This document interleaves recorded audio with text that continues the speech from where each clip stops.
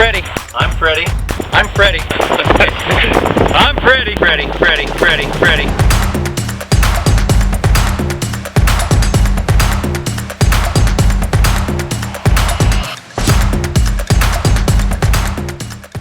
Did you ever expect to own a dive shop?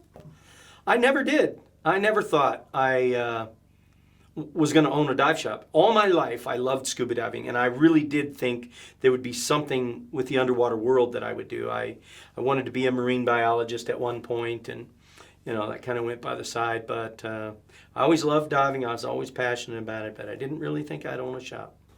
Huh? Did your family think you were crazy when you told them you wanted to buy a dive shop?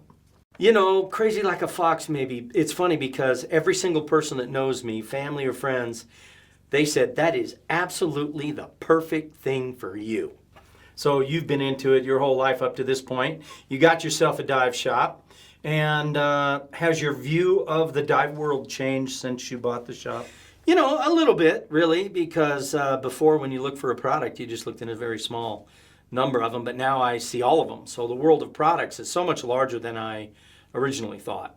Yet the dive industry itself is actually pretty small. It's about a $2 billion a year industry, which sounds like a big number, but globally that's tiny. I think the toothpick industry sells more than $2 billion worth of toothpicks every year. So now you own a dive shop. How's that worked out for you? Financially, horrible. Right? I didn't buy the dive shop for money, right? I did it actually originally to help as many to learn to dive as possible. But I did expect it to work out a little better. There's a joke in the dive industry that says, how do you make $1 million in the dive industry? You start with 2 million, right?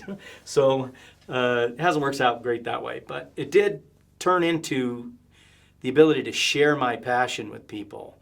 And I get to help people learn to dive that are nervous about it, get more people into the sport, and actually I get to help people buy the right gear. So what do you mean by that? Like any other product out there, some gear is good and some is junk, right? And owning a dive shop, I have access to all the gear, the manufacturers, the research, right? And this helps me share with people what's good and what's bad. If they have a bad experience with a piece of gear, they don't dive anymore. They give it up. But if they have good gear, then they don't focus on the bad stuff and they focus on the good stuff. So, yeah.